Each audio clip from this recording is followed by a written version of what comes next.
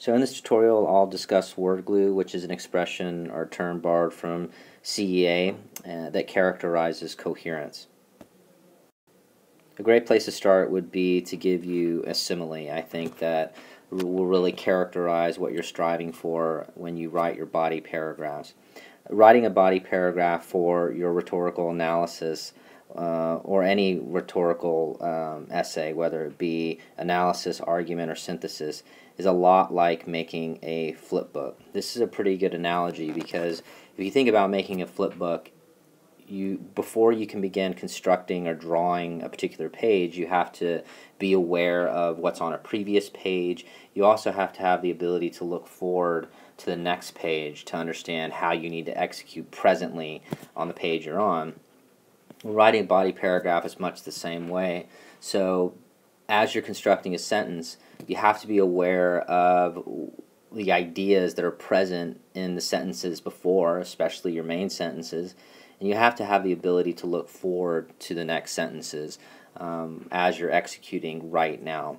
So this simile, this analogy to a flip book, I think is one you should keep in mind as you paragraph for this rhetorical analysis.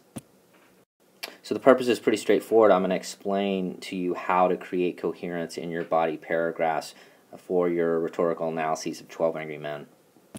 Let's go ahead and start by defining coherence, or again, the synonymous term, word glue. So what it is, it's your ability in your paragraphs to use language that binds each sentence together. So in other words, some other really great language to use, it's how you tie, it's how you connect, how you velcro, or how you glue a collection of sentences and ideas together in your body paragraphs. Another key concept that would be important to stress is this framework for rhetorical analysis. This is the framework really that you've been practicing for the past 2 years at Jesuit. The framework is really basic. The first part deals with your ability to blend the textual example smoothly into your paragraph. And you rely on 3 methods. You'll either use a colon, you'll either identify the speaker, or you'll embed the example as a natural part of a sentence. What's also important to remember about blending an example is that, remember, whenever you blend an example, you have to blend it with some language that's connecting us back to our topic sentence. So we always have to have language in every sentence that's constantly gluing or connecting us back, and that includes sentences of blending.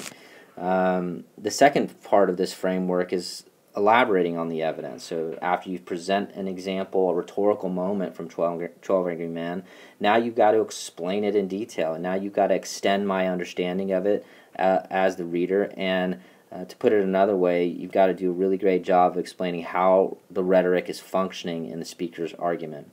And then the third and final step of this framework is to transition to the next rhetorical example from the text. So we've got to see this framework repeated. Mr. Reinhardt, who teaches juniors and seniors, he uses this expression of chunking, which is kind of gross, but I think that makes sense too. We got to see this chunking sort of repeat itself, this framework repeat itself in your paragraphs. So now the question becomes, well, how do you achieve this sense of coherence? How do you achieve this sense of glue in your paragraphs? Well, the first way you do it is through elaboration. So when you analyze an example from 12 Angry Men, you have to use words, you have to use diction that is synonymous with the associative claim in your topic sentence and in your thesis statement. To put it another way, your explanations of how rhetoric functions in any juror's argument in a paragraph, you have to use language that ties us back to the main sentences. So to go back to that analogy of the flip book, I mean, what then this requires you to do as you execute your sentences of analysis and elaboration is to be really deliberate, and to construct a sentence deliberately by thinking about what ideas exist in the previous sentences and looking forward to the sentences that you're going to write. Again, that's what you do when you construct a flip book. You're always looking backward and you're always looking ahead as well to the ideas that you're going to construct later. You also achieve this glue by using transitions, and this is really important, especially as I've mentioned on the AP exam and on these essays. It's a really important way that you signal to the reader the relationships between your examples and your ideas. And to put it another way, you're constantly just helping your reader see the direction of your thinking. And you're signaling to them, hey, I'm moving on, follow me here. And believe me when I say that the readers of the AP exam will definitely appreciate it when you do that. So what kinds of transitions can you use? Well, of course, the transition that you use is all dependent upon the examples that you're using, but you have transitional time words, words that indicate place, idea. If you're comparing, if you're contrasting, there's a lot of language that you can use to signal the relationships between your examples, to signal to the reader, hey, here's the direction now that I'm going in. And you also have transitions that you can use to emphasize or clarify an idea. When you're simply adding an example, here's a lot of great language you can use. And then, of course, cause and effect. So let's synthesize really quickly. In the end, you achieve this skill, this concept of word glue or coherence primarily in these two moments in your paragraph, in your sentences of elaboration, and in your ability to transition. So we've got to constantly use words in our elaboration that are connecting back, and we've got to constantly use transitions that likewise glue back to our main sentences. So here's an excellent model from Crafting Expository Argument. I've modified some language just a tad, so it's slightly adapted. But here's the topic sentence. Juror 8 demonstrates his apt ability to think logically and hence to demonstrate his own ethical stature.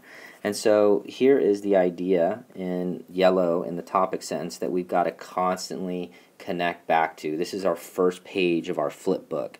So now if we go through these sentences, you'll notice in yellow all of the language that the writer's constantly using to bind us back, to glue us back, consistently making appeals to logos. Juror 8 inductively concludes that it's not possible that the man could have heard neither a falling body nor the boy's alleged statement, "I'm going to kill you." This logical argument emerges from a series of observed details. This could have even been highlighted, namely that the train takes about 10 seconds to pass a given point, the body fell to the floor just as the train passed by, and the train had been roaring for a full 10 seconds. And now we see the writer then transition.